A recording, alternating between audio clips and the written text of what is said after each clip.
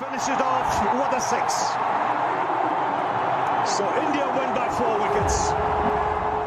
2023 ഏകദിന ലോകകപ്പ് സമാപിച്ച സമയമാണ്. ടൂർണമെൻറ്റ് ജേതാവിൻ്റെ മെഡൽ കഴുത്തിലണിഞ്ഞ് പത്രസമ്മേളനത്തിൽ വന്ന ഓസ്ട്രേലിയൻ നായകൻ പാറ്റ് കമ്മിൻസ് അനിവാര്യമായൊരു ചോദ്യത്തെ അഭിമുഖീകരിക്കുന്നു.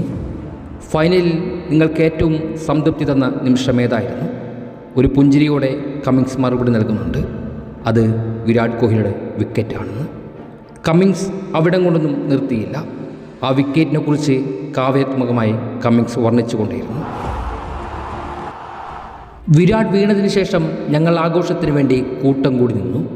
കാണികളെ ശ്രദ്ധിക്കുമെന്ന് സ്റ്റീവ് സ്മിത്ത് പറഞ്ഞുകൊണ്ടേയിരുന്നു. 100,000-ലേറെ ഭാരതീയർ സ്റ്റേഡിയത്തിലുണ്ടായിരുന്നു.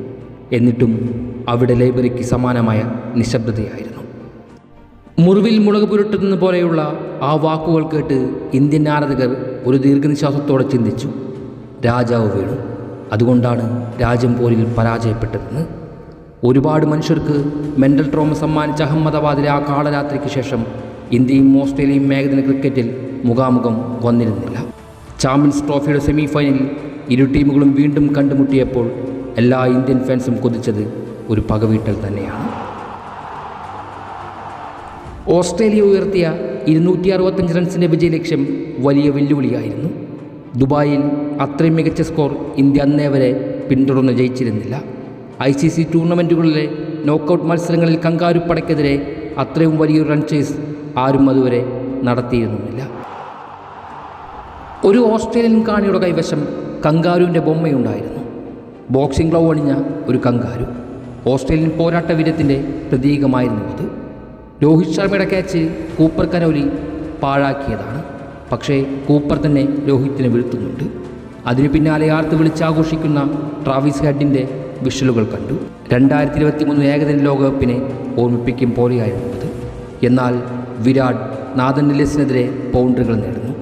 ഇന്ത്യക്കാരുടെ ഹൃദയമെടുപ്പ് വീണ്ടും പഴയ താളത്തിലേക്കാകുന്നു. സയ്യദ് അയ്യരുടെ വിക്കറ്റ് വീഴുമ്പോൾ ഓസീസ് ഒരു തിരിച്ചുവരവ് മണത്തതാണ്. പകരം ഇറങ്ങിയ അക്സർ പട്ടേലിനെ ഗ്ലെൻ മാക്സ്വെൽ സ്ലഡ്ജ് ചെയ്യുന്നുണ്ടായിരുന്നു.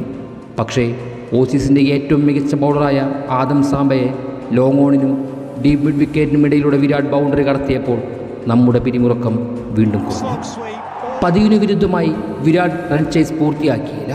പക്ഷേ അയാൾ പുറത്താവുമ്പോഴേക്കും ഇന്ത്യ ജയം ഏതാണ്ട് ഉറപ്പിച്ചു കഴിഞ്ഞിരുന്നു. ഒരു ഹാർദിക് പാണ്ഡ്യ സ്പെഷ്യൽ കൂടി വന്നതോടെ ഇന്ത്യ ഫൈനലിലേക്ക് ചുവടുവെച്ചു. പാകിസ്ഥാനെതിരെ മാച്ച് വിന്നിംഗ് സെഞ്ചുറി നേടിയതിനു ശേഷം വിരാട് പറഞ്ഞിരുന്നു, ഇനി ഒരാഴ്ച ഇടവേളയുണ്ട്.